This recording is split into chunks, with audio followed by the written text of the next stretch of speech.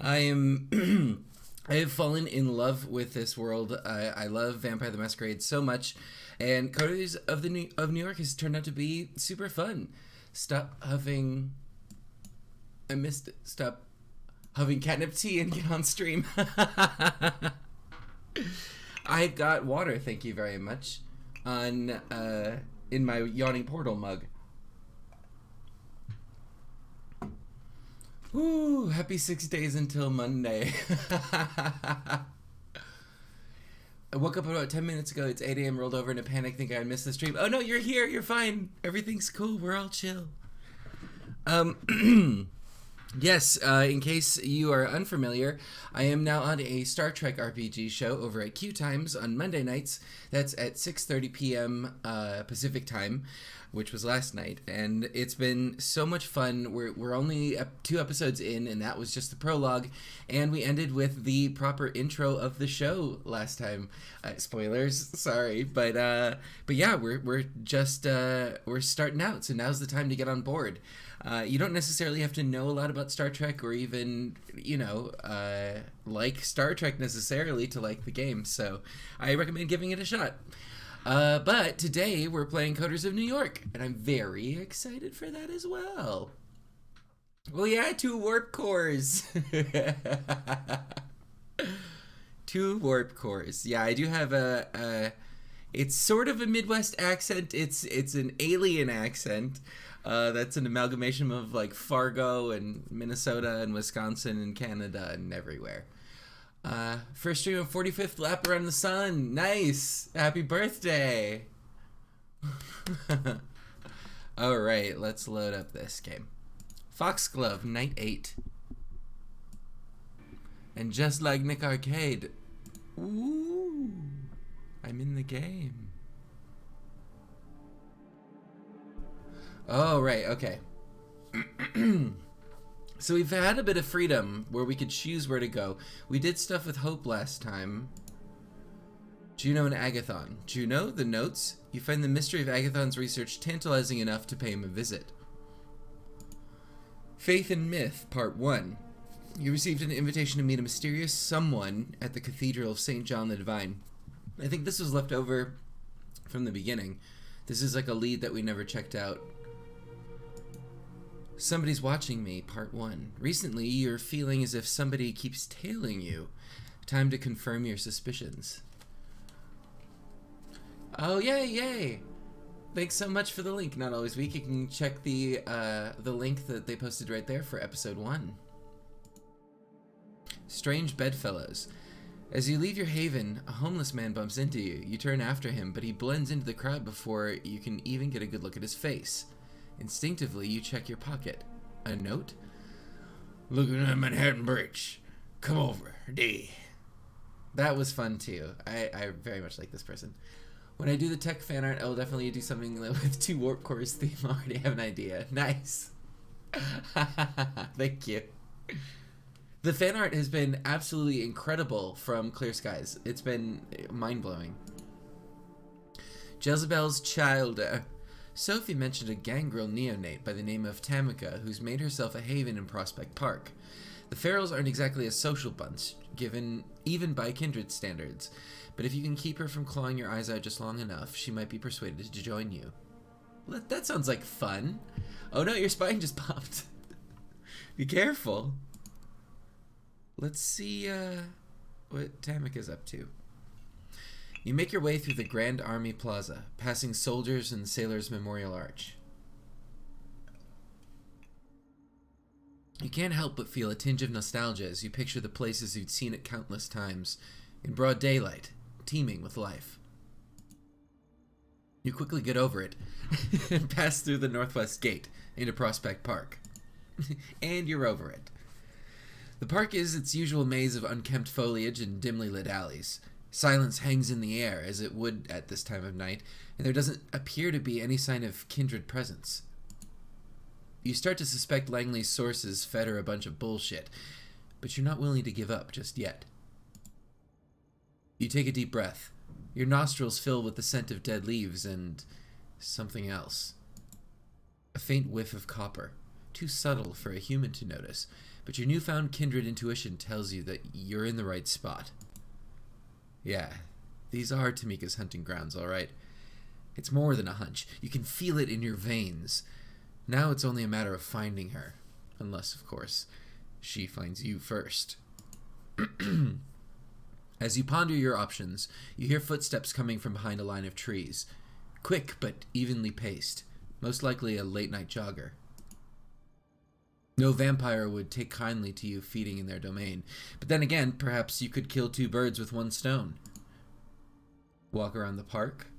Seek out the Gangrel Haven. Feeding opportunity, midnight jogger. Auspex, focus your senses and locate Tamika. I think this blood spatter around my screen means that I need to feed. So let's feed while I have a chance. You lock on to the sound of footsteps. Predicting the runner's path, you move swiftly but quietly to intercept them. You hide behind a tree and wait for your prey to get closer. Mere seconds later, a young man in an off-brand tracksuit trots into view. You notice the buds in his ears. Beat-heavy music bleeding through. That should make things easier. Oh no! He's wearing AirPods! Just as the man passes by, you emerge behind him and plant your hand firmly on his neck. He struggles at first, desperately trying to break free of your grasp, but as soon as your fangs pierce his skin, panic gives way to peaceful submission. You feel elated as the warm liquid trickles down your throat. The fresh vitae washes over your senses, sending an orgasmic shiver along your spine. Ooh. Somewhere in the deepest, darkest crevices of your mind, the beast stirs in its slumber. You stop feeding just in time. Your hunger satiated, the beast fast asleep. Oh yeah, pissing off the gangrel by feeding in their territory is one way to find them. You sit the dazed victim on a nearby bench. As the world comes back into focus, you suddenly realize that something is not right. In a split second, the air by the side of your head swirls like a vortex. Driven by sheer instinct, you lean back just as five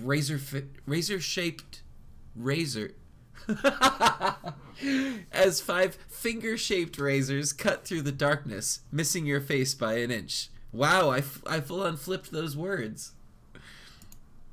A clawed shadow jumps back a few paces, preparing to correct its mistake. You catch a glimpse of the assailant.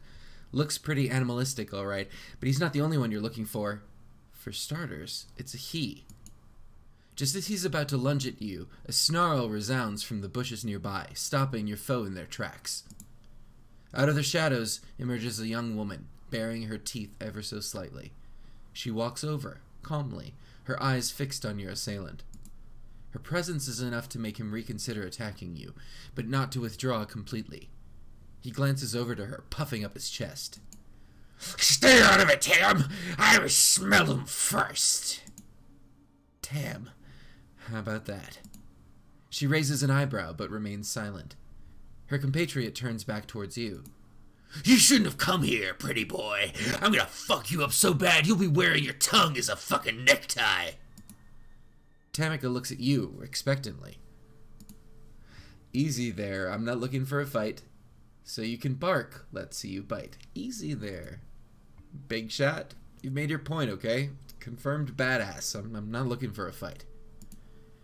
Tamika tilts her head in a way that's barely noticeable, and yet strangely expressive. She seems disappointed. The man loosens up, his lips twisting into a wry smile. Clearly, you just gave him the confidence boost he needed. Figures. You got that look about you. All style, no substance.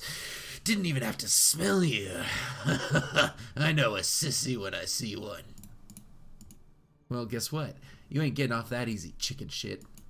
A fierce growl echoes across the alley, stopping the savage in his tracks. Tamika walks over to her comrade, her fangs glistening in the dim moonlight. I think that's what it said. She puts her hand on the side of his head. Caressing his hair and tugging at his ear, as if she was scolding a puppy. She leans over and speaks in a voice that's firm, yet oddly affectionate. It's okay, Declan. I'll handle it from here. The male gangrel looks at her with a mix of timidity and resentment. Then he turns back towards you. Fine. They're not worth the effort anyway. Having said his piece, Raoul retreats into the shadows, although if you were to guess, he's likely to stay within earshot. Yay! Thank you, Sir Beast. Hello, Canadian Kaz. Haha. Jason Momoa is a gangrel. Yay. With her companion gone, Tamika turns to you once more. What do you want? Straight to the point. I like that. I could use your help. Better put a leash on that pet of yours. Straight to the point, huh? I like that. I don't care what you like. Now quit stalling. You have something to say. Say it. I'm looking for partners. I want us to be friends. I'm looking for partners. I come with an offer. I'm willing to offer you my services, such as they are. All I would hope for in return is a fruitful, long-lasting relationship. So, you want to help me with something, because you want to be my friend. That about right? Sounds corny. Yeah, when you put it that way, it does sound corny, doesn't it? Uh-huh. She puts on a veneer of skepticism, but you can tell she's intrigued. Corny's not bad, though. I think I'm okay with corny. What I'm not okay with is putting my ass on the line and getting stabbed in the back for my trouble. So why exactly should I trust anything you say? I don't expect you to. This isn't like Jezebel. I can make it worth your while. I don't expect you to. Not yet, anyway. Good, because my trust is earned, not given. Then let me earn it. A few nights of your time, that's all I ask. For a brief moment she stands there, motionless, looking straight into your eyes, as if to size you up. Oh, hey, Alex. Yay. Finally, she looks away. It looks like she's come to a decision. Just so that we're clear, I don't trust you. I have no reason to. Frankly, you sound more lost than I am. Still, there's something about you. Most kindred who are this pretty tend to hide rot underneath, but I don't smell it on you. So I'll give you a chance to prove yourself. I have some outstanding business to take care of. I'll let you know once that's done. Meet me here and we'll see what you're really made of. And with that, Tamika disappears into the night. That went pretty well, all things considered. Oh, nice, yeah. Gotta rest. Yay! What were you up to today, Alex?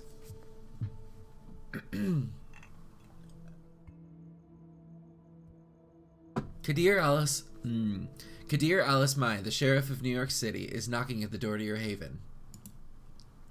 The sight comes as more than a little shock. If he had business with you, you'd either expect him to see him already inside, or never see him coming at all. Yet there he is, on the other side of the peephole, patiently and politely waiting for you to let him in. You streamed Doom? Did you stream the original Doom? That was my jam. I think I've talked about this before on stream. I used to be a part of a team of editors when I was younger for Doom 98. It must have been Windows 98.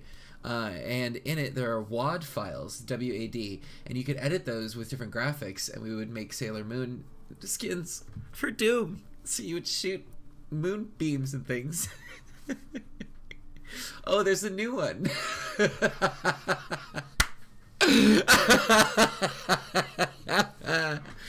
I was making sprites in MS Paint just to make a Sailor Moon game.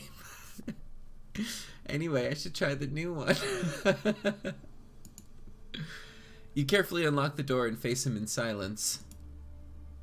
Evening. May I come in? You simply stare at him. Your lack of an answer doesn't faze him, and your lack of resistance as he starts walking inside has obviously been interpreted as permission. Once inside, he starts looking around as you cautiously stay by the door. Haven't really had time to make this place your own yet, have you? It feels like Langley's apartment through and through. A secluded study where nobody studies anything. Look at the books on the shelf, obviously meant to impress the guests, not to be read. They reveal nothing about their owner, aside from the aching desire to be taken seriously as an intellectual. He picks one of them up and smirks before putting it away. The phenomenology of spirit, next to all of this garbage poetry. We can make a bet. If she's read more than 20 pages, I owe you $50 and a gallon of blood. Boo, his silence is not consent, that's right. A kind of place self-professed hermits entomb themselves in to suffer. Considering how much you have to run around these nights, you probably only use it to shelter from the sun and rest, right? Hey, Critter Nation! Even though he's obviously making an effort to come off as non-threatening, it's impossible to forget the very first impression he's made. You still see him as a fierce predator, trying hard not to expose his true colors. You sense a familiar fight-or-flight response as you struggle to find a diplomatic answer to his last question. If Kadir is bothered by your silence, he doesn't let it show. He keeps walking around, toying with whatever catches his eye. Eventually, he speaks up again. Watched any baseball lately? If I had to guess, you strike me as a Red Sox fan. Now he's inviting you to talk in a more direct manner. You attempt to overcome your physical reaction to him and reply as casually as you can. ... or ... ...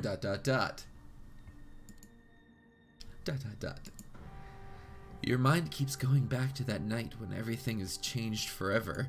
Waking up in hell with a body next to you, spending a night in that underground sweatbox, unsure of what's going to happen next. That endless car ride, 3 strikes, a bloodthirsty crowd, that blade. A rebirth, a baptism by fire, a frightening executioner who made sure the flames scarred your spirit. As you look into his face, you realize he's read your emotions from yours. Not in the mood to exchange pleasantries. There's no animosity in his voice. He's just stating a fact. Let me get straight to the point, then. He momentarily stops caring about his surroundings, turning all of his attention to you, and demanding the entirety of your attention in return. You see, there's something I realized over the years. In a large part, I may have been hired just to look menacing with a sword, but my job is all about seeing through bonds and relationships. The Camarilla would be safe as long as its members adhered to certain social contracts, making their dealings and affinities plain for everyone to see. But that obviously remains a pipe dream. This is a community of born conspirators, overly ambitious gangsters and politicians, monsters in denial, all sorts of tragically broken individuals. They are driven by desires that make them incompatible with the Masquerade, incompatible with prolonged survival of the Camarilla, incompatible with the methods I use to operate. And so I am doomed to be like a cop, constantly insulted behind my back. I clicked too soon. Can I go back? Nope, oh well. Or like a Christie novel detective, outwardly assisted by everyone, but constantly lied to about everyone's pasts and motivations, even when my failure to solve the mystery might be the end of us all. He tries to sound like he's peacefully resigned to his fate, but it's easy to detect a tinge of regret in his voice. A voice belonging to someone who once had bigger ambitions than this, and regretted making the voice so low when he started the Let's Play. What broke him? So you see, for this detective, The why done it is far more important than who done it or how done it. When you understand all the players and their mutual obligations, you easily understand every crime. But of course, I have more to say. The kindred know it, so they devise ways to make my job much harder, such as conspiracies between two unrelated actors that depend on scratching each other's backs for mutual security. Or they enforce a blood bond to make someone unexpected their thrall. A boss serving their employee, a rebel serving the tyrant, just because one is regularly being forced to drink another's blood. What has Sophie seen in you? Why does the prince keep asking me about your actions? How come you're being pushed to build your own coterie so fast? You are surrounded by unclear motivations you yourself don't understand. That unnerves me, and it should unnerve you as well. Why are you here, and what are your motivations? You unnerve me. And what are your motivations? Finally, you manage to raise your voice. Kadir notices the effort and smiles softly. So you haven't gone mute since the last time I saw you. Good. Well, I'm here for a selfish reason. I need to develop a rapport with you to fulfill my obligations better. The last time we've met, I couldn't see you as my equal. Now that you're accepted into Camarilla, what choice do I have? I'd understand if you didn't want to see my face again, but I'm one of the faces of the New York City community, and as long as you're a part of it, it's going to be impossible to avoid me. Especially when I have business with you. And I do. As you might have guessed by now, one of my tasks is uncovering and understanding your bonds, and one of them might endanger our community. Well, that's not menacing at all. Who is he talking about? Sophie? Someone from my coterie? Kaiser? Someone from my coterie? You mean someone I'm trying to recruit into my coterie? Kadir shakes his head. I'm monitoring them and they know it. If they're breaking the rules, they're doing it the right way, meaning I haven't learned about it yet. Unless you might want to share something. A moment of awkward silence. Joking. Mostly. He produces a file from underneath his coat and passes it to you. This is our troublemaker. You open the file and see some printed photos. You freeze up as you recognize the face and are overwhelmed by a flood of repressed memories. Oh? Emma. The only person who's kept you hanging on through all these years. The only person in your corner in your never-ending fight against the world. You've kept your shit together so far. Tried not to think about her until you get everything sorted out, but seeing her face brings you a lump to your throat. You look up at Kadir, expecting answers. I'll be frank. At first, I thought you were a total commercial failure, someone destined to eventually disappear from the streets of New York without a trace and one soul to care. But it looks like your sister is the best guardian one could ask for. Lots of friends in high places and a lot of favors to collect. The word is she'll do anything to get you back. The risk of endangering us is relatively... Oh, wait, what? The risk of endangering us is relatively low, but far from non-existent. Which means your sister must be stopped. Must be stopped sounds threatening. You dread thinking what he's planning. I'll arrange for you two to meet tomorrow, so that you can straighten the situation out and say goodbye to the life you've forsaken. He'll arrange what? Your eyes must look like saucers right now. Usually, these matters are left to my discretion, and I can't think of an easier solution. The lost sheep reappears, takes care of unfinished business, disappears, never to be seen again. Nobody cares. It's simple, it's clean, I did it again, I clicked too fast, and it gives me an opportunity to learn more about you as I watch over. When neonates interact with kine, they used to hold dear. Their true nature is laid bare for everyone to see. Of course he's got business in being kind to you, or he's making it clear he's got self-serving intentions so that you don't start figuring those out yourself. Any objections? Any alternatives are probably worse. You shake your head. Very well. I'll arrange a meeting and drive you there tomorrow. Better come up with a load of bull that's easy to swallow.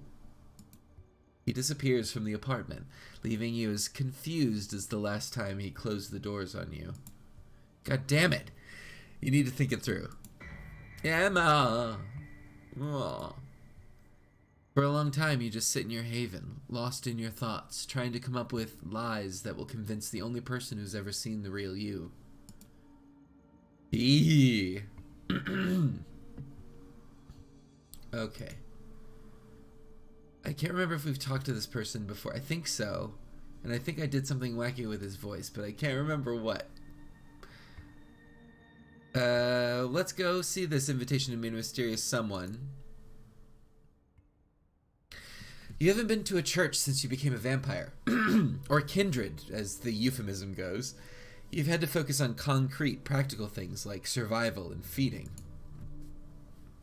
You've learned the essentials of the vampire experience, but you don't really have a clear idea of what it all means. The Cathedral of St. John the Divine is a New York landmark. You've been inside once before when you were much younger. You marveled at its Gothic facade. This art is beautiful. Looking at it now from across the street, it feels ominous. The prospect of an anonymous invitation to a secret meeting is a worrying one, but the venue is well chosen. It's hard to imagine a violent attack in a place like this, with eyes everywhere. You enter the cathedral discreetly. You've quickly learned this is an essential skill for a vampire, how to move without anyone noticing you. The full force of the cathedral's architecture hits you as you walk between its pews. If the architect meant to create the feeling of being small in the face of God's glory, mission accomplished. Based on the note, you're assuming that whoever you're meeting is somewhere in the front. As you step closer to the high altar, it feels as if something is dragging at your feet, as if the stone beneath you resisted your movement. Religion is superstition. Vampires are satanic creatures. Does God still listen to you?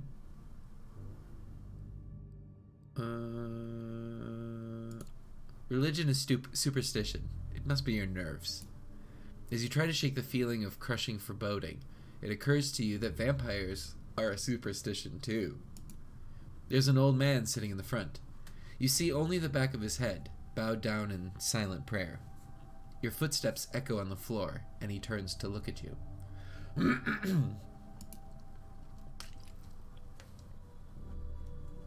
Can't take your eyes off him. He's tall, dignified, white hair balding, a few strands escaping to the sides. He's wearing glasses and simple clerical clothing. His eyes are warm and pale, too kind for someone like you. Something is wrong. You feel heavy, as if a giant hand was pressing you down. The skin on your face is burning.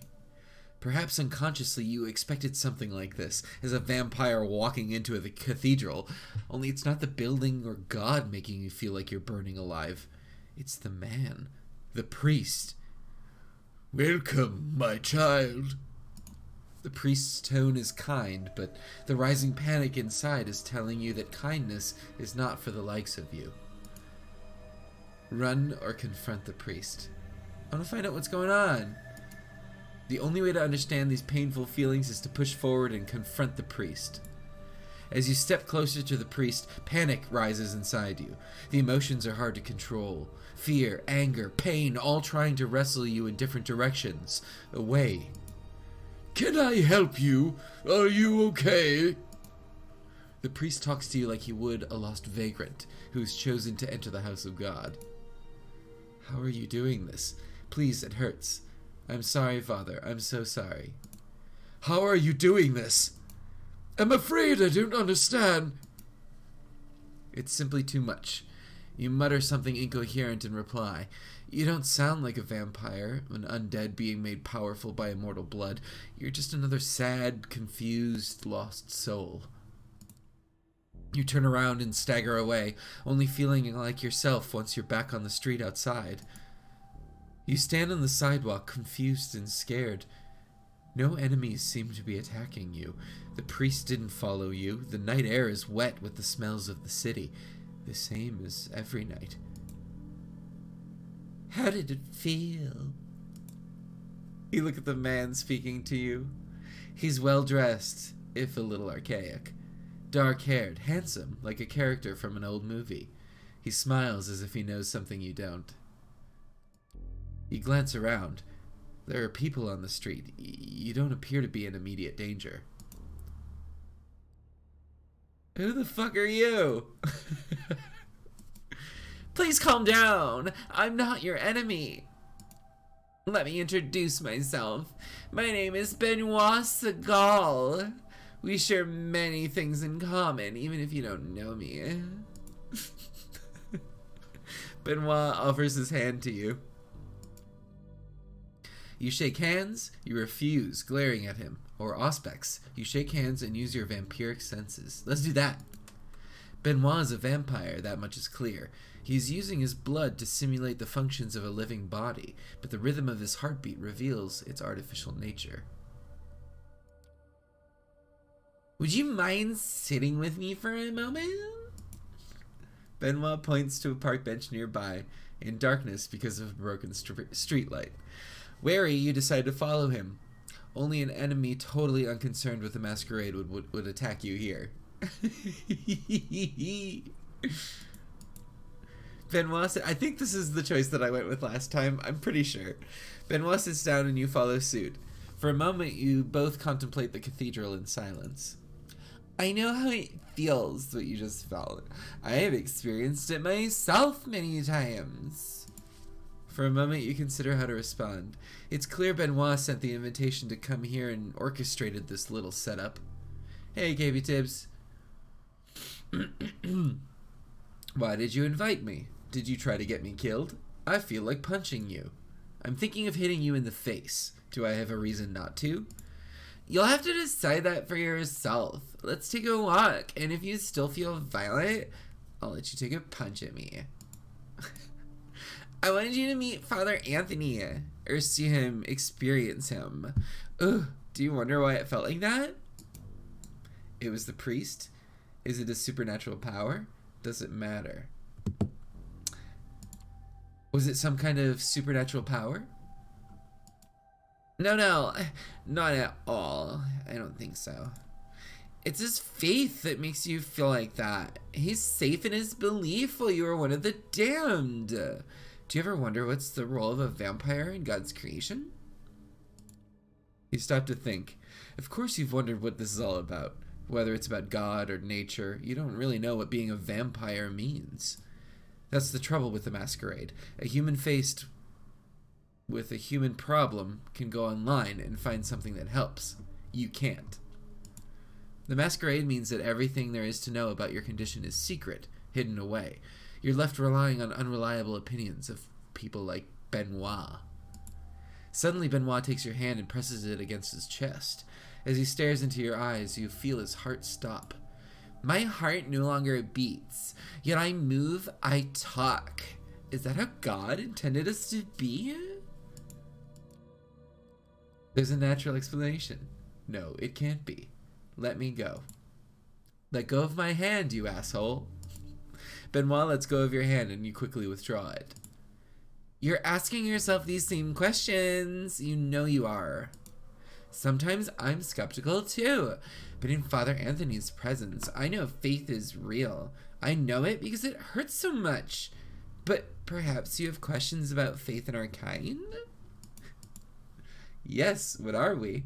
How do you know any of these stories are true? Perhaps we are divine, not damned. Yeah, perhaps we're divine, not damned. Benoit laughs, and for the first time, the aura of bitterness enveloping him lifts. You're clever. There are many religious cults among the kindred, even among the anarchs. Some of them do indeed believe we are divine. We die, we rise again, just like Jesus. Be careful with that kind of talk, though. You might not know it, but there are always politics attached to every belief. Go into an Elysium, declare your divinity, and everyone around you will start making assumptions about you. Sometimes faith is best kept private, even among our kind. Just ask yourself, when you meet Father Anthony, did you feel divine? These are just crazy vampire stories. Did I come here just to talk about religion? This is a lot to take in. All these myths, hard to know what to believe. I know it's overwhelming. It was from you when I first met Father Anthony. I know there are others like him, whose faith shines like a beacon. Priests, old ladies, children. Anyone can have that conviction inside them. I have to go. This is too much. I have to pray for guidance. This is too much. You expect me to go along with all this insanity? Benoit nods patiently. Let's meet again in a few nights, here at the cathedral. We can talk more after you've thought it through. You leave Benoit sitting in the shadow of the cathedral, contemplating what lies within. It would be easier to ignore his words without the reality of what you experienced. Father Anthony was holy. You know it to be true, but what does that matter? Or what does that mean, rather? I'm rewriting. I gotta rest. Knock, knock. You'd ask who's there, but you don't know if the sheriff of New York City would play along. When you open the door, you see him toying with the car keys he's holding in his hand. Ready to go, fledgling? You don't feel you are, but you give him a nod nevertheless. Excellent. Stick close. He leads you down the vehicle he's parked nearby. Once again, he takes the wheel, literally and figuratively. Everything's inside just the way you remember it, down to the rearview mirror reflecting an intense stare of your guide. However, the trip itself feels totally different. The last time Kadir was driving you around, he was forcibly dragging you away from your old life. This time, he's pulling you back into it. Let me tell you how it's going to go.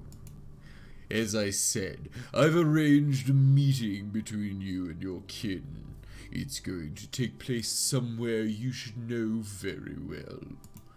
I'll watch over you two from a safe distance to make sure you adhere to the rules.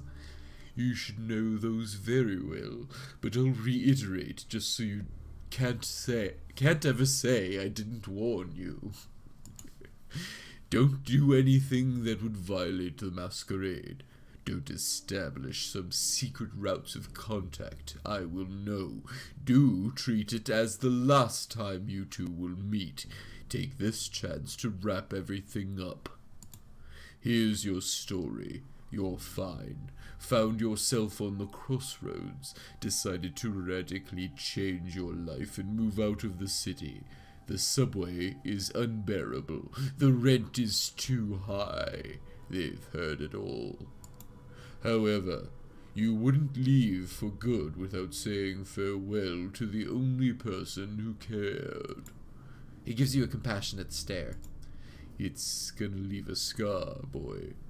But a true artist knows those who are not something to hide, but to display with pride. You're a fresh corpse. People you meet can still leave a mark on you. One night, a long time from now, you'll realize you'll miss collecting new wounds. The car makes a sudden turn. I leave the finer details to you. Just be so kind and don't make me regret it.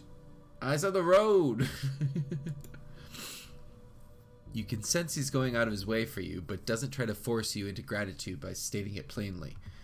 If you know, you know. He'll see if you were worthy of his aid. We're here. You take a look around to recognize your destination. He was right. It is a familiar place. It's right next to that exhibition place, the one you met your future sire in.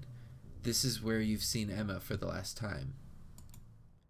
This is where they've last seen poor Foxglove. Who knows whatever might happen to him? That's what your sister is trying to find out. I took the liberty of messaging her in your stead. She's up there, waiting for you to come and explain yourself. He turns off the engine and relaxes comfortably in his seat. You silently leave the car and head straight for the exhibition space.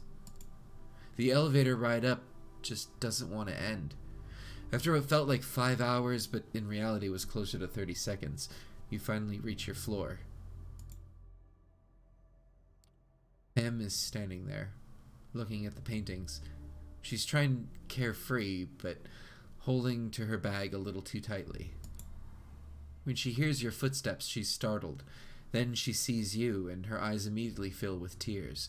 She runs up to you and gives you a hearty hug. God damn it, Foxglove! God damn it! You stay in her arms, silent for a little while. The bonds of blood run deep. This feels right. You're so cold! What happened to you? You look into her eyes and start searching your heart for a lie that would satisfy her, if only for a little bit. I decided on a soul-searching trip. There was a sudden opportunity. I love you. Ooh, that would send... Oh no, that's not good. Because that would send her into panic. There was a sudden opportunity. That sounds best. So you see, I met this man, and he was interested in art I make, and he was from the other side of the world. You stop mid-sentence. It's perfectly obvious that you're not exactly telling the truth, and her expression makes it obvious she knows. What happened? Foxglove, talk to me. All the life-saving work she sent your way, from a job of a concept artist to this very exhibition. I've been losing my mind. Talked to literally everyone I know to ask when was the last time they'd seen you. All the time she's helped you get your shit together. I've always been honest with you. The least you could do is return the favor. She has, and she absolutely deserves to know. But she can't. Kadir is waiting downstairs. Foxglove! Her voice startles you. Your first instinct is to run. And, like a beast you've become, you trust it. Foxglove? You can't do this. Not now. Not like this. She watches as you, kindred, an undying creature of the night, zoom away from her, run into the elevator and push the ground floor button. This might be the last time you ever see each other. At least look at her in the eyes and force yourself to tell her one last thing. Don't search for me. We'll meet again. I'll send you a message. Ooh, okay, if I say don't search for me, that's going to send her to search for me. We'll meet again is a lie, but maybe that'll give her hope and then she won't look for me. I'll send you a message. We'll meet again. I swear I'll see you again. One last lie is your farewell. She's too stunned to react as the elevator doors close. You slide down the wall, hiding your face in your arms. You find your own priorities disgusting, but what gets you down the most is not the fact that you failed to give closure to the only person you cared about. It's more that you failed to make this farewell beautiful. It makes you feel like a failure of an artist. Even with all this newfound power, you still can't express yourself through the canvas of your life. You're still stuck in your old ways. But you know Em. She'll take the pain you've caused her and use it to make art that resonates, that sells. What if an authentic trauma is the best gift you could find to repay all her generosity? No, that's not true. That's not true. But anyway, continuing on with the story. Jesus Christ, you're disgusting. If you consider all of those emotions commodities, no wonder you're a failure of an artist. There we go, okay.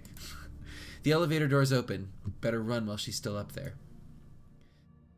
Back to Kadir's car. Once you close the door, he instantly puts his foot on the gas pedal.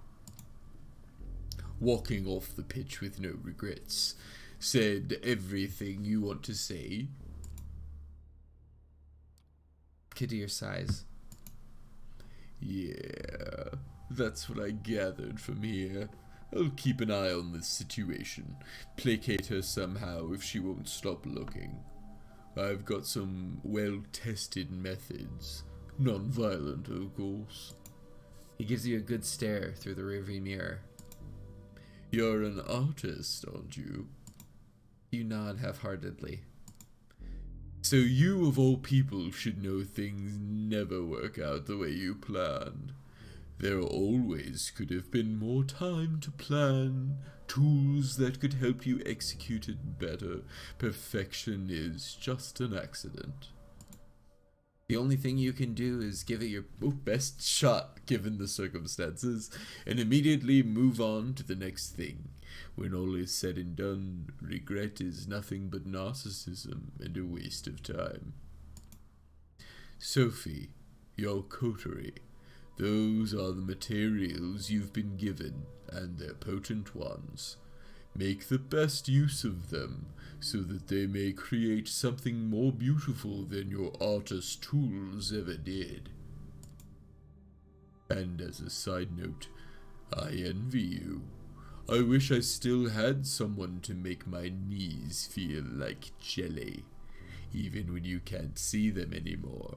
Just knowing they're there keeps you in touch with what you once were. My knees feel like jelly.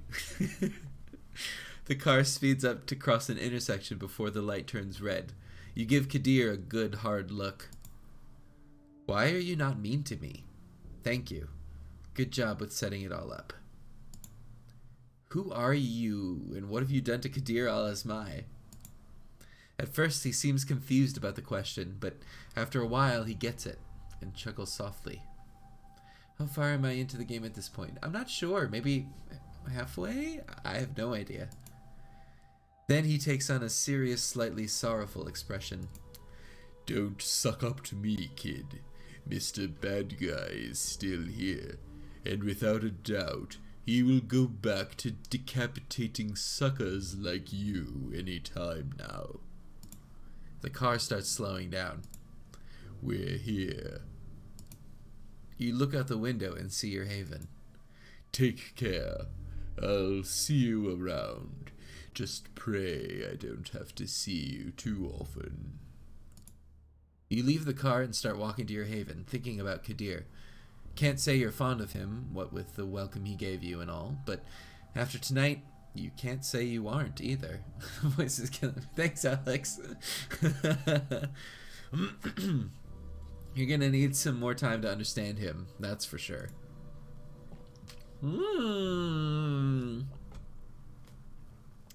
Oh, a nosy reporter.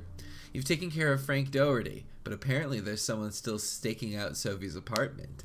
He's not that stupid, is he? We gotta find out. Do I need to save or anything? No, I'm fine. It's automatic. It's automatic. The weather is cold and windy as you walk to Sophie's apartment. As a vampire, that doesn't matter anymore. You may have been saddled with eternal hunger, but at least you can ignore the wind chill. The cold never bothered me anyway. Just as you come to the door of Sophie's building, she storms out, murmuring into her phone. Yes, I know. Don't worry. I trust you to handle it. You've heard Sophie talk to her associates before. It's always the same, generalities and vague suggestions. It makes you think she's involved in mysterious machinations, yet doesn't tell you anything. Sophie is dressed to kill, but there's nothing unusual in that. She likes to make an impression. A black car with tinted windows is waiting for her in front of the door. A chauffeur steps out to open the car door for her. Staking out the apartment? Yikes. Sophie notices you. I'm glad you're in the neighborhood. If you could look around for me one more time, that would be wonderful. You told me you've gotten rid of that reporter. Turns out he's still there, snooping around. Sophie is very good at communicating disappointment. She doesn't have much to make it clear that she doesn't have to do much to make it clear she's unhappy to return to this issue. I thought he was gone. He didn't seem very brave. Sometimes cowards are even worse than those with a backbone. They're sneakier. The reporter talked his way into the building during the day. Once the doorman understood what was happening, he threw the reporter out. He showed old pictures of me to my neighbors. It's very awkward, you understand.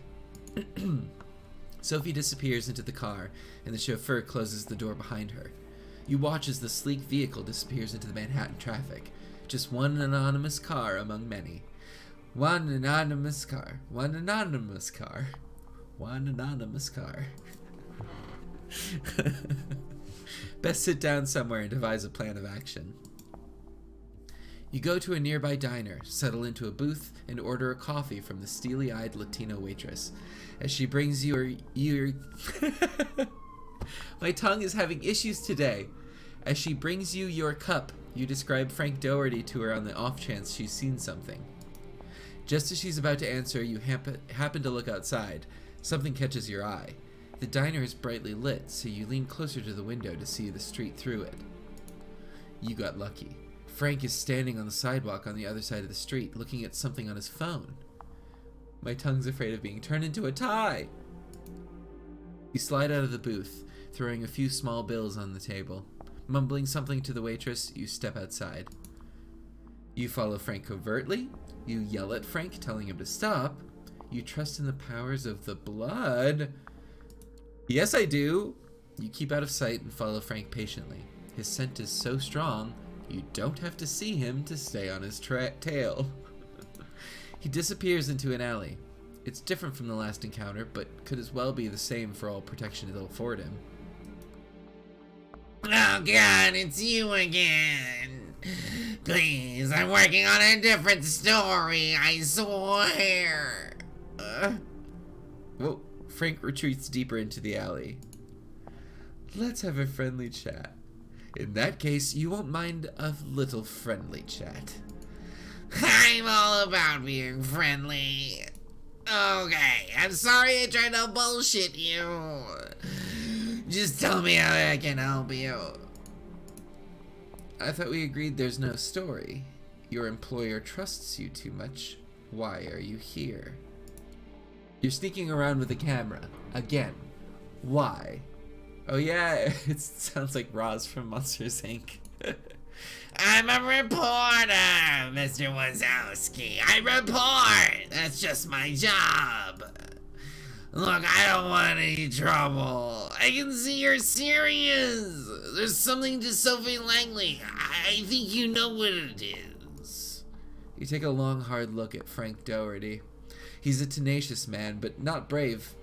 After the last time you met, you were sure he had been dealt with.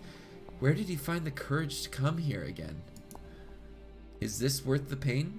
What's your real angle? Don't you have better stories to chase? A woman like Sophie, there's always something, but is it worth the pain? Look, I need a scoop. I need a story. I need something that says Frank Doherty's on top of things again. Nobody respects me. Do you know how that feels? I used to be someone, a promising journalist. When you fuck up, there's no sympathy. People enjoy seeing you fall. I don't care about Sophie Langley. I care about Frank Doherty. I'm not asking for much, just one story that isn't about trying to get shot out of a celebrity's underwear. You almost believe it, but something about Frank feels off. Could it be the voice? Do you have a personal interest in this? Is this about blackmail? Trust in your blood to convince Frank. Well, that didn't work, and it's not permanent. So we gotta make this a permanent solution. Do you have a personal interest in Sophie Langley, Frank? What? No. Well, I mean, she's a very attractive woman, but I make it a rule never to get involved with people I write about. That must require real effort. Is this about revenge? You're not famous for professional ethics. Come on, Frank, you must have a personal reason. Is this revenge for something she did to you? No, I've never met Sophie Langley. Sometimes I just need some extra money, that's all. Where does this extra money come from? Now we're finally getting somewhere. Was that so difficult, Frank? Now we're finally getting somewhere. There's a guy. He's paying me, that's all. But I can't talk about all that. Drink Frank dry. Push Frank for information. Offer Frank to work for you. Tell you what, Frank, I'll make this easy for you. Work for me, and I'll make your life easier. I want to know who's after Sophie Langley, and you can get me that information. He's under NDA. Who knows, maybe this will become a lasting and lucrative relationship. Frank is taken aback by your suggestion. Still, he clearly needs a friend. I don't know. I mean, if there are people leaning on me, they won't take kindly to it if they help someone else. Nonsense. I know how valuable you are. Let me help you. I want to say all of that. I know how valuable you are, Frank. Some days I get nothing but disrespect. I wouldn't mind a change to all that. Tell you what, next time something comes up, I'll give you a call. Maybe I'll have something you can do for me as well. You sound like a pro. Don't worry, or quid pro quo. Not saying that. You sound like a pro. You've done this before. I am a pro. Frank hesitates for a second. He's Waluigi. As if he was gonna say something more. He takes one last look at you, turns, and leaves the alley with a wah, disappearing into the crowd. You're left wondering whether that was a good choice. Frank is not reliable, that much is clear, but perhaps you can benefit from him anyway. Isn't that what kindred do? Play people and turn them into puppets? Dun-dun-dun! Got to rest, I'm tired.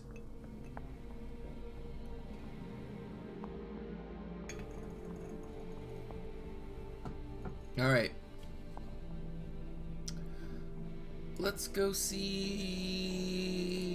continue seeing this. Let's go back to Benoit. Benoit Segal wants to meet you again at the cathedral. You wonder whether that mysterious priest will be there. Cone of NDA. That's pretty good. You started to look at churches differently since your last encounter with Benoit.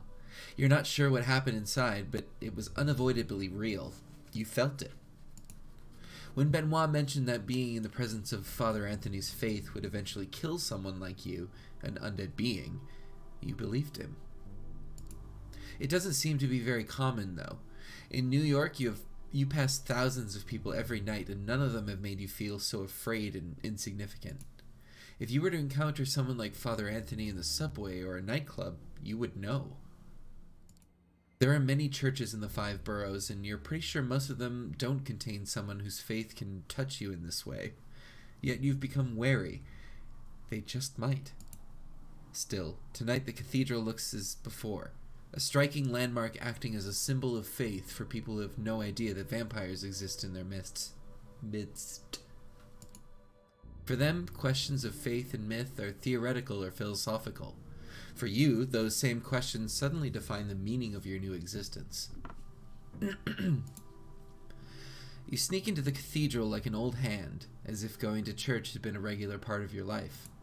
Inside, the cathedral is almost deserted. You're not sure if you'll be meeting Benoit alone. The idea of feeling Father Anthony's faith on your undead flesh freezes you with terror. That's a sentence. Ugh. Benoit is waiting for you in the front pews of the cathedral in the exact same spot where you saw Father Anthony. Worried, you approach, but you don't feel the touch of faith that shook you before. Benoit nods as you sit next to him in the pew. Aren't you worried? I have so many questions. Many kindred wondered what we are. Aren't you worried about meeting here? What if your friend the priest returns? Don't worry, he's not here tonight. You've had some time to think. I'm guessing you found the touch of Father Anthony's faith hard to ignore. For most people, God's presence is a question of faith. When I talk with Father Anthony, it feels like proof. Benoit is fervent, intense as he speaks. It's clear these questions have consumed his existence. Perhaps they'll consume yours, too. I can't stop thinking about divine purpose. This is kindred culture. What does the Camarilla believe? Ooh, let's see what they say to that. What do the kindred of the Camarilla believe? The old ones. It's true, the elders are not always so good at teaching their childer. Maybe the Camarilla would function better if we all knew these stories. Benoit looks around reflexively to make sure nobody's listening. There are only a few people in the enormous cathedral, and they don't seem to be interested in the two loners murmuring to each other in the front pew. It might seem like ancient history, things that happened thousands of years ago, but time works. I'm turning into tech. Time works differently for our kind, don't you know? Oh no, I'm so tired. If the stories are true, there are Methuselahs still in existence who walked the earth when Jesus was alive. The only problem is the old vampires lie. They adjust history to suit their egos. You can talk to different elders. Surely something was written down. Oh, you can talk to different elders. Let's focus on what we can verify. Our blood, the effects of Father Anthony's belief. I suppose that would be the scientific approach. Still, I can't let go of the idea that the old stories will tell us something. I can't get the Midwest out anymore. It went weird. Oh no. Ew, this is how the story goes. God cursed Cain as punishment for the murder of Abel. Cain walked the night shunned by humanity and drank blood to sustain himself. Even from the point of our origin, we are damned. However, this story becomes really interesting when we move forward. Cain creates more of our kind, often referred to as the second generation. They lived in the first city, later called Enoch, ruling openly over the city's human inhabitants. I see the first city as Cain's redemption. Cursed by God to wander, he remade himself as a ruler and lawgiver, acting as an immortal shepherd to humanity. Can you believe? It only started to go wrong when the second generation begat the third, and vampires started to run amok. Amok. Hocus pocus? Yeah? No? Okay. So the third generation... ... What happened to the first city? Vampires ruled openly over humans? Yes. According to the stories, Cain was a benevolent and just ruler, using his vast knowledge to bring a new age of prosperity. Of course, these stories were written by vampires. After the first city, Cain largely departs the story. Bye-bye. Perhaps he was disheartened by the depredations of his descendants. The antediluvians went on to build the second city in imitation of the first, but it's doubtful their rule was just. It opened up in Chicago, and they opened a bunch in New York and Los Angeles. It's an improv school. There are people moving in the cathedral, and... Oops. There are people moving in the cathedral, and both you and Benoit have made sure none get close enough to hear you talk. As Benoit goes on, your undead senses detect something that deviates from the normal hubbub of devout mortals, cathedral workers, and tourists. You hear the squeaking wheels of an old wheelchair that hasn't been taken out too often. We've been doing this for 20 years, and still you pull stuff like this, Michael? Why did you bring your sister? We're on the field. This is no place for the disabled. The voice is that of an older man. Midwestern? Yeah! He sounds exasperated, as if he was rehashing an argument for the 100th time. The second one. What do we want? I don't know. I don't have anything to go off of. I don't even have a picture. She wanted to come. She doesn't get out of the house very often. Besides, you should be grateful, Bobby. We would have never found our new partners without her. The second voice, belonged to an old man too. It's more intense and still holds echoes of a Russian accent. Okay, so man 1 is Midwestern, man 2 is Russian-ish. Yes, because she talked about vampires online. You got your door busted in by the FBI, as I remember. We did, sure, but we cleared the misunderstanding and now we're consultants, so quit your griping. Bobby, Michelle. Michael. Bobby, Michael, play nice. You sound like an old couple. The third voice has a heavier Russian accent and belongs to an older woman. All three have clearly known each other for a long time. Okay, here we go. Let Father Anthony and see if he can help us. From what I've heard, this is an exceptional man. Yeah, exceptional, but he doesn't like moles. Oh no. You nudge Benoit and discreetly point out 3 people approaching you along the cathedral's central aisle. He nods in understanding. This is bad news, whoever these 3 are. These are bad news for all of you having to listen to this. Oh no. Here we go. Buckle up. We need to get out. Let's meet outside. Yeah. Oh wait. I have celerity. Run out before they notice you. Walk out right past the mortals. Move discreetly to the side. Celerity, duh. The blood grants you inhuman speed. You decide to run out before they have a chance to notice you. You keep low and run your way to the side, stopping to take in your surroundings once you're in the shadow of the mighty pillars holding up the roof. Benoit had the exact same escape plan as you did, and you share a look before you continue running. Speed doesn't equal invisibility, not exactly, but still, none of the mortals inside the cathedral focus their attention on you. If they blink, you're already elsewhere. Another moment and you're outside, slowing down just in time to avoid looking suspicious as you emerge on the street. That was a close call. Good night, Osborne. Who were those 3? Fuck you, Benoit. You were quite fast. Who were those 3? Did you recognize them? I might have. I'm not sure.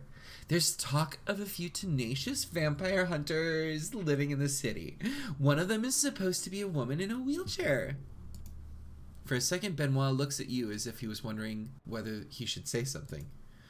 There's one thing I've always wondered about the story of Cain. The traditions of the Camarilla put a lot of faith in the relationship between sire and child. You're supposed to follow the example of your maker. Yet Cain didn't really seem to care for the vampires he embraced. Did he think it was a mistake to create our kind? My sire left me. We should make our own way in the world. Do kindred care what Cain thinks? Do the kindred of the Camarilla really care what Cain thinks? Most don't. Still, he was the progenitor. You know, I'm Sophie's child, and you're her protege.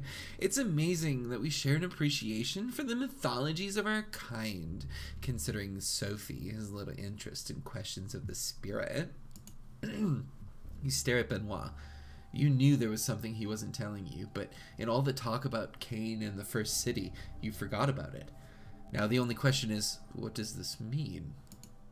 Does Sophie know her child is talking to you? Probably not. Don't hold it against me, but I admit finding some pleasure in seeing you suffer the effects of Father Anthony's faith. I suppose that's the demon in me. That's not cool. I'm not your enemy. Or potence, push me and I'll push back. I'm not your enemy. I understand that you're bitter, Benoit, but I'm not your enemy. I'm sorry. I know that. It's just that sometimes I get too tempted by sin. You know, we should meet again. We've talked so much about myth, but maybe that's cowardly when the reality of faith is right in front of us. I'll introduce you to Father Anthony. You nod, unsure whether that's a good idea. Benoit walks away and you follow his example, not wanting to hang around the cathedral any longer. Bam, bam, bam. Oh, I still got half a night. We could... Let's go see... this. Strange Bedfellows. D'Angelo! I don't think he's saying this. Knowing there are only so many places with a good enough view of the Manhattan Bridge, you decide to check the ones that aren't likely to be crowded at this time of night. It doesn't take long before you hit the jackpot. Jane's Carousel. As you're walking along the pier, you notice a lonely figure sitting on the bench. Ooh, the lightning. Steel flask in hand, with his legs up on the railing. Soon enough, you hear a familiar voice. Evening turned into night, and as the final flickering rays of sunlight gave way to the nocturnal shadows, so did the last of the jabbering tourists give way to a blessed silence. And yet, I couldn't shake the feeling. Pausing mid-sentence, he leans back over the bench backrest and looks straight at you. Upside down, his face looks even creepier than usual. That I wasn't alone. What is it with you and narrating? Takes the edge off. Just like this. He takes a sip, then points the flask in your general direction. Fancy a sip. The warlock who prepared this knows how to add a bit of bite. I say, feeding opportunity. D'Angelo's flask. Continue? Sure, why not? You take the flask and take a swig. It's blood, all right, mixed with other frivolous substances, some of which you recognize, while others you probably don't want to know. That's the spirit. Now that you're good and soused, there's something I'm meaning to tell you. There's been another one. Killing, I mean, down by the docks. Same MO? You didn't think to bring me along? The blood, the graffiti? Frivolous substances! It's totally got a lime wedge and an umbrella. Yep, it was our gal, all right. Victim sucked dry, same as before. Another sign on the wall. Something about impending doom and, oh Lord, he coming. That particulars escaped me. You know, that night I saw her, she looked so frail, so innocent. Deep inside, I was hoping she'd be spooked, get out of town. That maybe, just maybe, that would be the end of it. But that's me, you know, hopelessly optimistic. You know why she's doing it? So what's the plan? Any idea where she is? So what's the plan? The plan is... He stops mid-sentence, takes a swig of liquid courage. We stop her at any cost. I'd rather not involve killing the girl, but I'm starting to think that ship has already sailed. Another swig. Mm-hmm. You're not sure how much of this stuff is genuine and how much is act, but still he's starting to worry you a bit. So anyway, I've set up a meeting. Neutral ground, public space. Shouldn't get too ugly. Still, I was hoping you could tag along. Larson? Is it Larson again?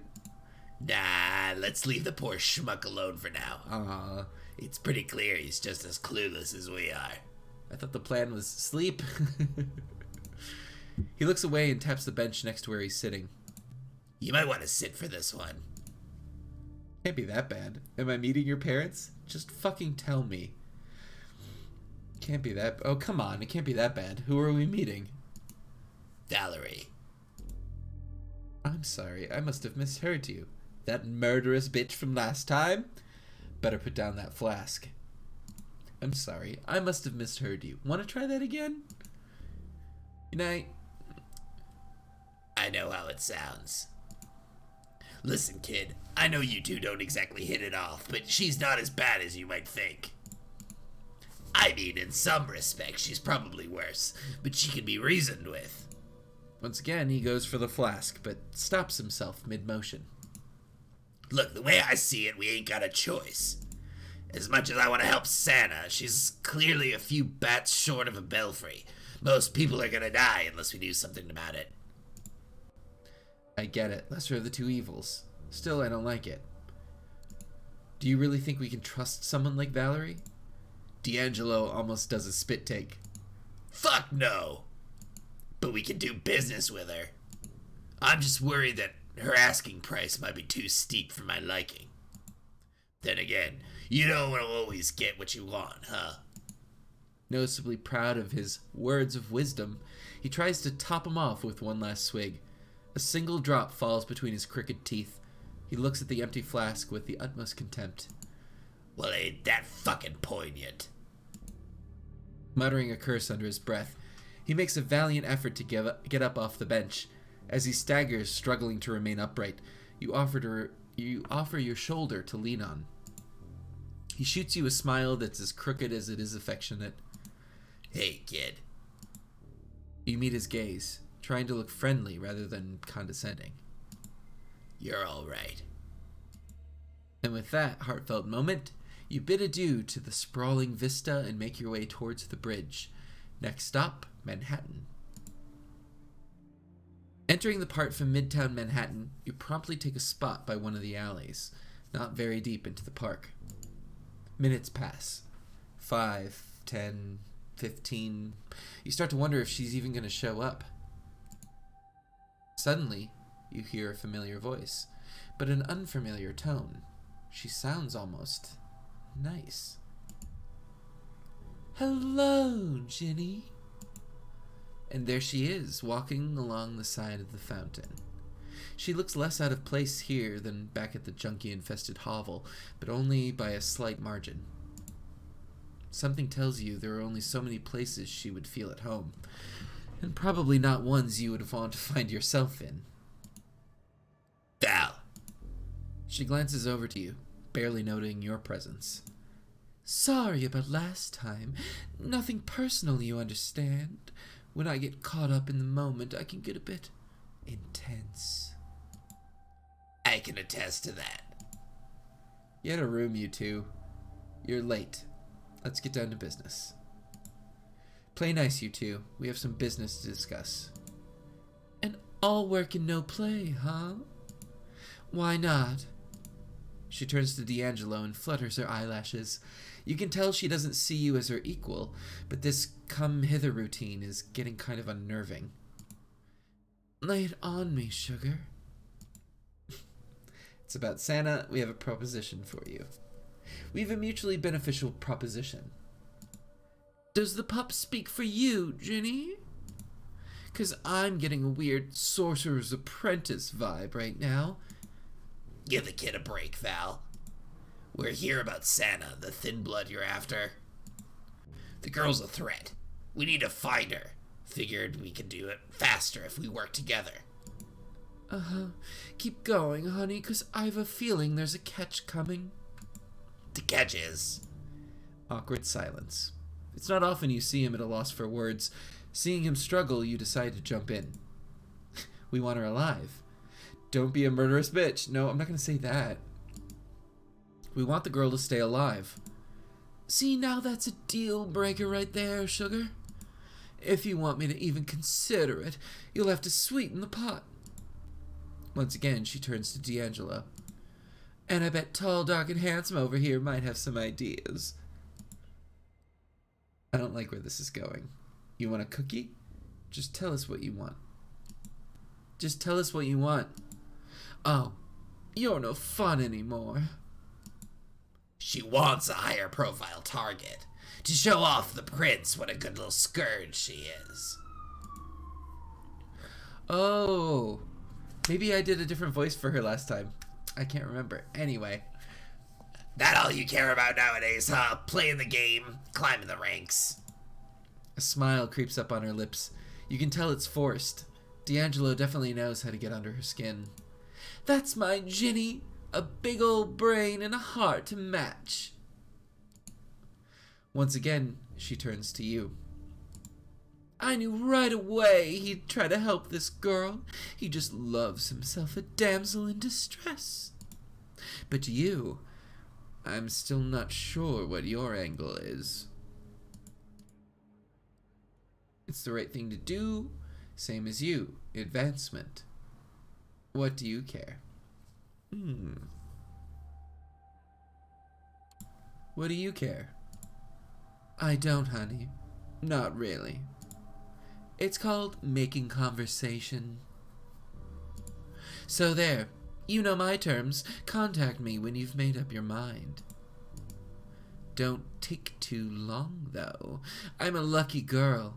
I might just find your little thin blood on my own. Still, I hope we can work together. We did make a good team back in the day, didn't we? Slowly, seductively, she puts her arms on his shoulders. She glances over to you, clearly enjoying how awkward it makes you feel. Okay, now it's just getting creepy. You have a thing for the Nosferatu? D, you have some explaining to do. I really want to say this. You really do have a thing for the hidden, don't you? No one calls them the hidden. My things are none of your concern, sugar. Anyway, withdrawing from the strange half-embrace, she flicks D'Angelo's nose gently with her index finger. Almost instantly, she turns from flirtatious to dispassionate. I like to think that they did elbow sex from Rocky Horror. However this plays out, I have a feeling we'll meet again, sooner rather than later. She looks like Magenta in her final outfit. Until then... Without sparing you another glance, she disappears down an unlit park alley. D'Angelo watches her go. The look on his face, a mixture of longing and guilt, is borderline comical. Finally, he turns back towards you, as if breaking some spell he was under. Well, that could have gone a lot worse. What just happened? A higher profile target? Were you and her a thing? I don't care. Well, let's find out what we're supposed to be doing. What did you mean by a higher profile target? It's not what, it's whom. She wants me to give her Larson. Oh, why would she want Larson? He's a primogen, remember? A weak one, but still. For a scourge, he's a much more valuable target than some no-name Duskborn. And so it happens a certain someone might have some dirt on him. He squints, rubbing the bridge of his nose. Fuck it. I'm heading back to the office. Need to get my feet up. Get some blood flowing to the old noggin. You coming? You nod. Why the hell not? And so you make your way towards Fifth Ave. You got a long way ahead of you and a lot of stuff to figure it out. Although it's not your first visit, you still find it hard to navigate the dark, rust-ridden corners of the grain terminal. Luckily, this time, you're with someone who could probably do this blindfolded, so you just follow his lead. As you're both climbing the rickety stairs leading to the mezzanine, you suddenly notice light coming from D'Angelo's office. A quick look assures you that no, he did not, in fact, leave it on.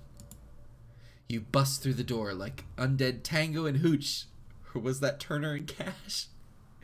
Ready? Oh, wow, boy. Ready to unleash unholy fury on the intruders. You half expect an Anarch death squad or an SI hunting party. Instead, you get Larson, who nearly falls out of the chair when you two bust in. What are you doing here? Larson? What the hell are you doing here? I took the 5 to the 405. No. What does it look like I'm doing? I'm waiting for you two bozos to show up. Seemingly both intrigued and irritated by the surprise visit, D'Angelo walks over to a cabinet and pulls out a fresh cigar. Evening. And now the clowns have arrived. Does His Highness mind telling us what brings him to our merry circus tent? Yay! Thanks for hosting, Blessed Raven. Her? He points at the tiny shadow cowering in the corner of the room. To your astonishment, it turns out to be a very familiar face. So I'm going to take a moment here to pause because it's 5:30. We're going to stop in about half an hour, and we're going to raid another channel within the community. So let me know who is online right now and who you suggest, and we will raid them after we're finished here in about half an hour. The blood! No, not again, please! Where did you find her? Did she tell you anything? Did she tell you anything? She just keeps babbling about blood and signs and all this nonsense. She came to my house, probably figured out who I was, thought I could help, but honestly, I have no idea what I should do with her.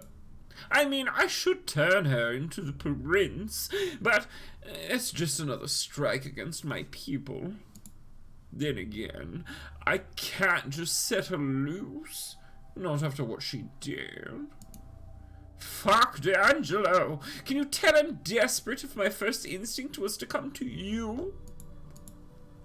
No, Larson. I would attribute that decision to what's left of your common sense. He leans over to you. Hey, kid. I think we should call it a night. Just give me some time to talk to the girl. Maybe I'll get through to her somehow. The sign, it's always there. Though I ain't holding my breath. Honestly, you're glad to leave him to it. Spending the night in a small room with a tiny serial killer somehow doesn't seem too appealing. Still, you're hoping D'Angelo will be alright. He's got some tough choices ahead of him. So I gotta take a rest. I have a feeling if something happens... Nope, okay. So this will probably be the last section that we'll do. You have two of our songs stuck in your head. Yay! Mission accomplished. Which songs? Okay. Let's go. Well, let's finish up some of this stuff. Benoit believes the time has come for you to meet Father Anthony. The holy man's presence terrifies you, but let's see what happens. Approaching the cathedral on the street makes you nervous. You've been here twice, and twice something bad has happened. Or almost happened, as in both cases you ran away. Princess Bride in Black and Red, nice! One from both albums. Benoit suggested it's time to stop running, and experience faith head on. Perhaps he's right. Maybe it is cowardly to take refuge in rationalizations when you know what you felt. The holiness of the priest and your own damnation. Walking towards the doors of the cathedral, you glance at the bench where you sat when you first met Benoit. He's waiting for you, sitting and contemplating the cathedral's Gothic architecture. I wasn't sure I'd come. Are you sure we can meet here? I just can't let these questions go. I wasn't certain I even wanted to talk to you after last time. Oh my god, I understand. I'm happy you chose to come. Benoit looks different than before. Oops, intense and certain. You've had some time to think about what we spoke of before. I'm not sure what to believe. I want to learn more about Cain. I think God is with me, even now. I want to learn more about Cain. But where we all came from. All in good time. I have something different in mind for tonight, as you surely remember. Let's go see Father Anthony. It's best not to talk in the cathedral, so I arranged for us to see him at his home. I have a car nearby. This better be on the level. Good idea. I'm not coming with you. This better be on the level, Benoit. The John Barrowman song part of it makes me laugh because of reasons. Yep, me too. Still. We're beyond that kind of tough talk, don't you think? You follow Benoit as he walks down the street until you come into his car. A surprisingly pedestrian family sedan. The essence of the Masquerade is inconspicuousness.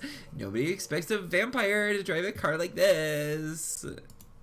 Benoit drives north towards Queens. During these moments, you feel most anonymous, just another speck of dust in a vast machine, where every action influences the whole in tiny ways. Yep, that's the part.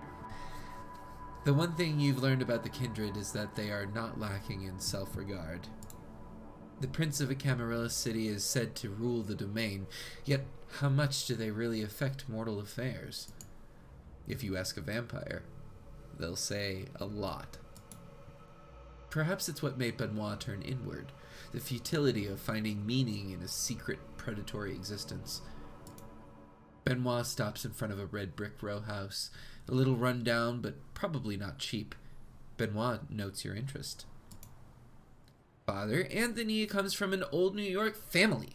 He inherited the house. When I first met him, I was suspicious, so I checked up on him.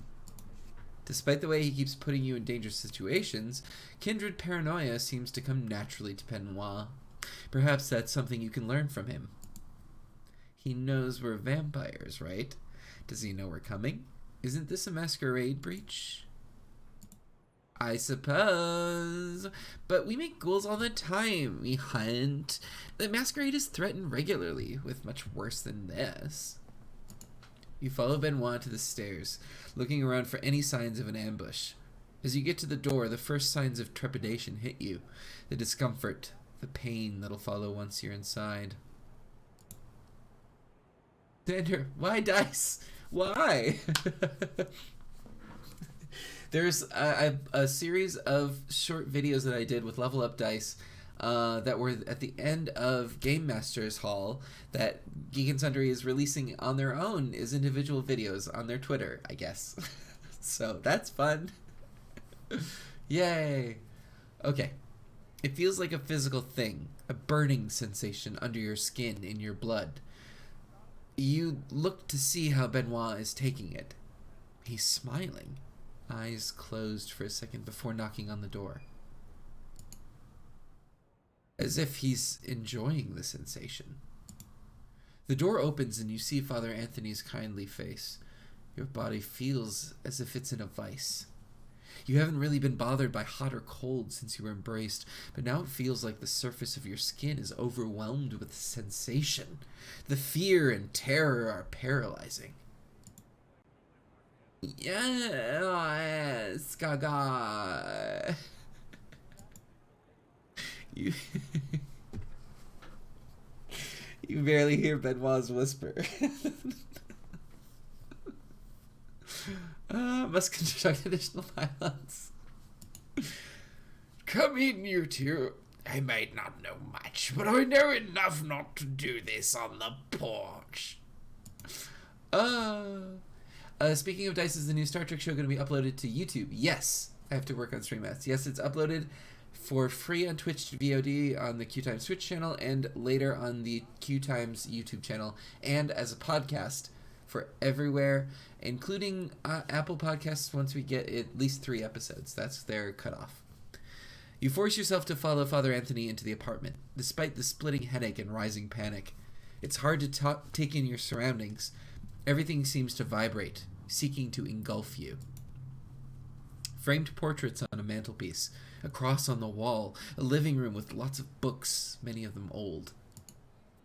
I'm not sure I can offer you anything. You don't drink tea, I suppose? No, we don't.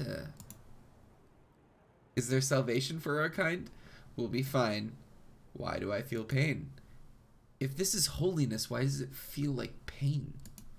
Oh, my child, I understand that thanks to your condition.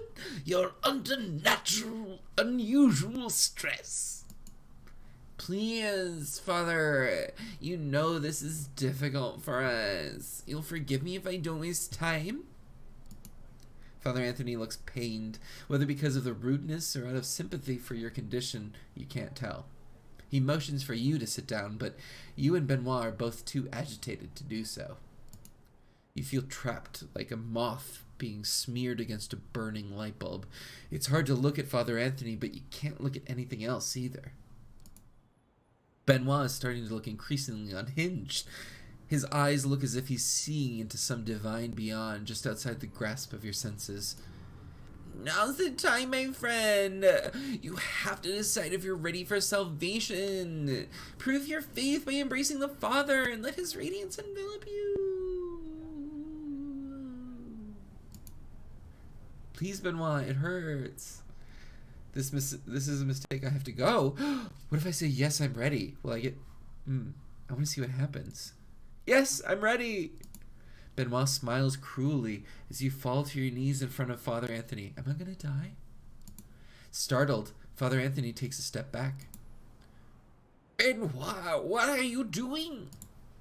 Father, it's time to be redeemed for both of us. Benoit falls to his knees next to you, lifting his face in full embrace of the holy agony. This is not right, Benoit. Everyone has a chance for salvation. I understand there's something in God's presence that burns you, but you can work through it. Please, Benoit, there are many paths to salvation, and we'll find yours. It won't hurt you and your friend. Benoit moans in pain, stricken with grief and disbelief at Father Anthony's refusal. Hi. Hey, Dragon Gem. Please, Father. They don't even believe. Not truly. Father Anthony looks at you and seems to waver. Even his belief in salvation has limits. Profess your belief, kill the Father, or run away. What do I do? I feel like if I stay here, I'm gonna get got. Because I feel like Sophie's child is trying to get me. Okay. Let's run away. This has gone on too long. You must summon the last reserves of your blood and escape. In less time than it takes to blink. You're at the door and outside. Using your vampiric speed to escape the pain and fear of Father Anthony's holy presence.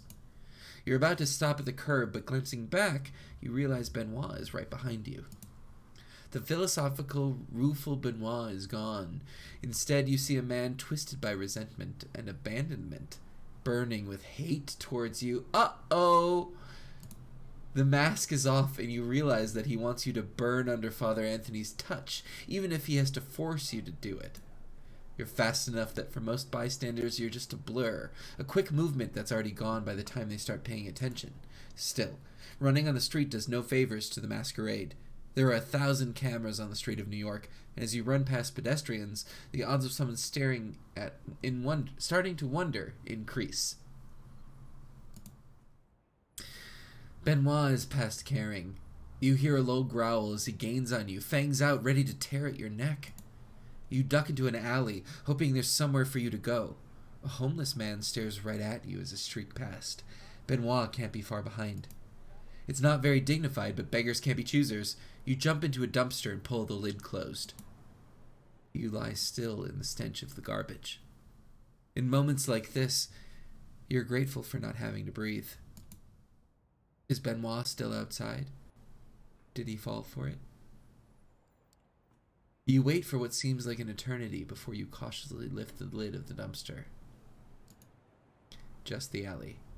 Benoit is nowhere in sight. You escaped. You're safe, but the implications of your experiences are troubling. What does this mean? Whether practical or spiritual, it feels like you have to think about this for a long time. You're free to return to your haven, and there was a distinct temptation to keep the events of the night to yourself. Yet these events cannot be good for the Masquerade. I think he's trying to kill me. I think he's gonna eat me. I should go talk to Sophie. You make your way to Sophie's apartment, seeking comfort in the anonymity of the crowds on the New York sidewalks. Some are coming from a late-night shift at work. Others are going out. You nod to the doorman and slip into Sophie's building. Go up and knock on her door. Sophie opens the door in the middle of a phone call. She motions you to come in as she mumbles assent to the phone. Thank you for the warning, Phoenix Goth. She could be talking about earth-shattering secrets or an acquisition from an art gallery. Following Sophie's cue, you sit down in the living room. A few moments later, Sophie ends her call and sits down opposite you, regarding you with her usual mix of paternalism and disdain. You appear shaken up. That's not a good look to cultivate in the world of the kindred. Tell her about Father Anthony. Tell her about Benoit. Tell her that both must be punished. I have to tell you something about Benoit, your child. Benoit, I haven't heard from him in a while. Where did you dig him up? Benoit is dangerous. Benoit can be saved. Benoit is talking to mortals about us. You have to ask Kadir to put him down. Ooh! Sophie looks at you with such anger. For a moment you're afraid she'll slap you. The moment passes as soon as it came. She looks lonely for a moment before speaking. I suppose you're right. That's how we deal with wayward childer. I'll have a talk with Kadir about Benoit. Let's keep your name out of this. Poor Benoit. He never did come to grips with his nature. You leave Sophie's apartment, unsure whether you did the right thing. I'm unsure whether I did the right thing. Despite everything, Benoit showed you something that's impossible to dismiss. In the coming nights, you'll have to decide what it means. If faith is real, what is the role of a vampire? Which myths can you build your life on? I see you not always weak. Perhaps one day, you'll find your way back to Father Anthony's door.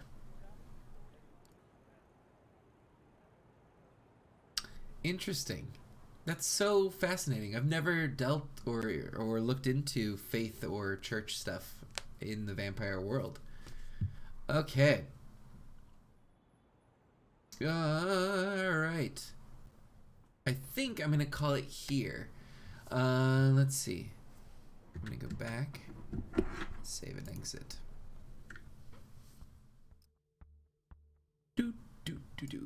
Okay. Thank you so much for joining me today. This was so intriguing. I love this game a lot. I think it's great to delve deep into lore for Vampire and kind of get everybody kind of caught up on some things that are older Vampire lore and some of the stuff that they're introducing into new Vampire lore and what stayed and what didn't. So I'm very interested to see the rest of this. I don't know how this game works, so at some point it could just end like a choose your own adventure game where it would just be like, whoop, you chose wrong. So we'll see. Maybe I'll try different clans because I'm planning on playing this until Bloodlines 2 comes out, I think, unless we have another vampire thing that we'd like to do during this slot. I do love these streams. Vampire Story with Xander. Oh, thank you. Van is chatting. They're playing Vampire at Party Wipe Games. Let's do Party Wipe Games because we'll keep within the vampire theme. Let's raid Party Wipe Yums. Great. Thank you. Oh, never change. You're a beautiful person. Thank you, Alcara Draco. That means a lot. Aw.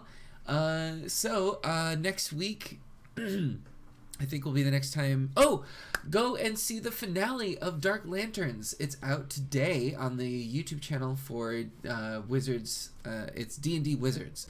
And it's amazing. I loved how the whole run turned out, and Waltz is one of my favorite characters, and there's a big ending, so make sure that you watch until the end as well. So that is the finale of season 1 of Dark Lanterns. Hopefully we'll get to do a season 2. I love Eberron, and so that's great. So that's up now. And then I think that's it until next Monday, where I'll be back here playing Pokemon for Pokemon Mondays at 1 p.m. Pacific time, and then Clear Skies RPG, the Star Trek show, at 6:30 p.m. at Q Times next week. So until then, I'll see you next time, and then we'll raid over to Party What Games. Have a good night, everybody.